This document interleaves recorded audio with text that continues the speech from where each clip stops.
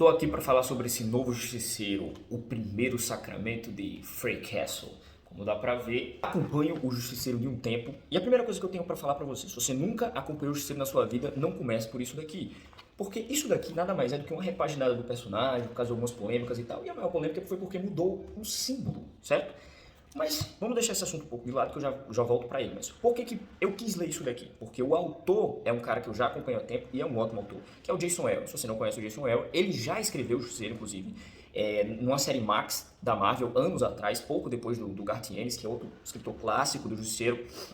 E a arte tá muito boa também, não conheci o artista, mas o Jesus, eu acho que é espanhol, Jesus Size. Primeira coisa, cara, o que você espera em Justiceiro quando você pega pra ler? Sanguinolência, entendeu? Violência, isso tem que ter, não que o personagem seja só isso.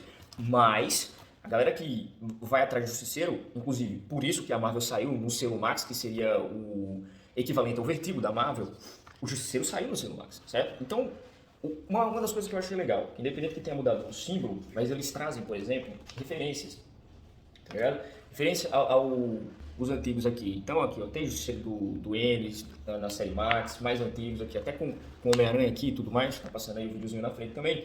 Então assim, referência ao antigo tem, e tipo, violência e tal, os cenas marcantes tipos aqui, vou deixar a imagem aí.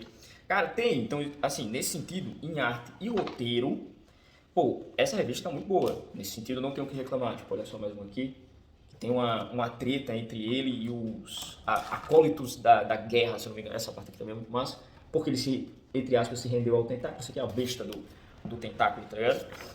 Uma última aqui só pra mostrar, que lá no final tem, digamos, uma revista bônus, que já é outro autor que faz, deixa eu ver o nome dele aqui, que é bem esquisitinho. É Torun Grombeck, sei lá, deve ser finlandês de repente.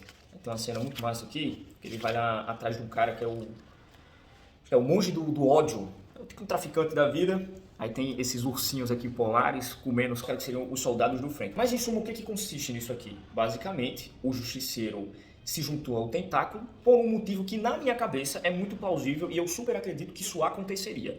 Que o tentáculo prometeu trazer de volta a família dele que morreu no trágico acidente no Central Park, que isso deu origem, digamos, ao Justiceiro em várias formas de ver.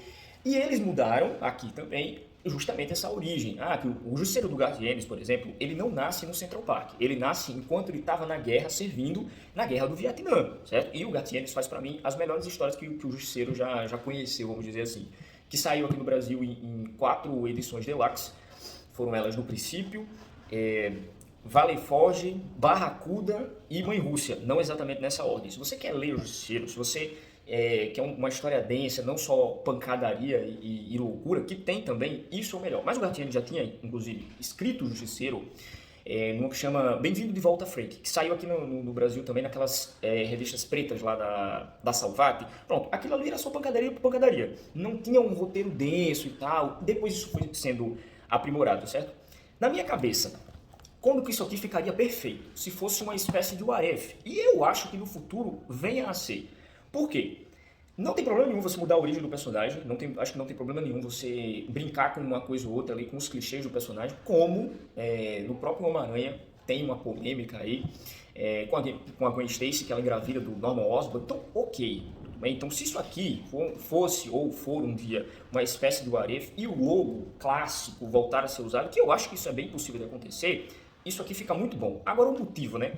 Por que mudou o logo e tudo mais? Aí tem diversas suposições, você pode chegar lá na gringa e tem isso aqui dizendo que não tem um motivo específico, mas a Marvel, né, decidiu mudar depois que viu o logo sendo associado com movimentos extremistas e alguns associam também ao lance que teve lá no Capitólio em janeiro. Só que as datas não batem muito bem, porque isso aqui saiu em 2022, acho que em março de 2022, aquele bagulho lá do Capitólio foi um ano, mais de um ano antes, tipo janeiro de 2021. Então a ideia que é mais aceita é que foi associado em alguns momentos da história. Aí por que eu acho uma burrice você simplesmente mudar? Porque os caras podem ver isso daqui, o logo nem é tão feio, sinceramente. Deixa eu ver aqui se eu acho aqui, ó, que é a caveirinha com o chifre, o logo é bacana, os caras podem simplesmente acharem legal e começar a usar esse, entende? Só que esse daqui vira justamente um ícone, porque já é conhecido, já é conceituado, mas sinceramente não faz a menor diferença. Eles não vão deixar de usar por motivos errados ou certos, enfim. E é uma burrice você mudar só por causa disso, porque na verdade você ofende os verdadeiros leitores, que é o meu caso. Eu tô cagando pra Capitólio, eu tô cagando pra extrema direita, extrema esquerda, eu quero pegar um quadrinho e ler, entendeu? Com os símbolos e ícones dos meus personagens preferidos, sabe? Então, na minha cabeça, isso é um desrespeito com o fã. Mas, apesar disso, a revista não tá ruim, certo? Vocês viram que a arte tá boa, o roteiro está bom também. São 3 edições, aí a quarta é tipo um bônus, que é esse outro roteirista. E eu gosto, porque ele vai lá, na época mesmo do Justiceiro do Gartienes. E sempre que o Justiceiro ele entra, digamos, em um combate, ou vai fazer uma missão, ele faz uma espécie de arquivo falando com ele mesmo, né? Em primeira pessoa.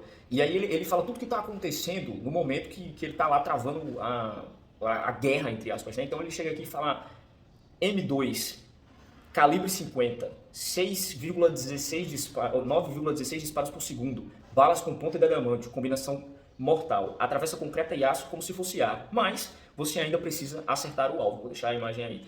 Isso daqui eu acho muito massa, que pega muito o Justiceiro clássico, certo? Que ele vai, no canto que ele vai passando, seja no restaurante, seja no meio do tiroteio, ele vai fazendo um arquivo para ele mesmo, tá ligado? Isso não é documentado.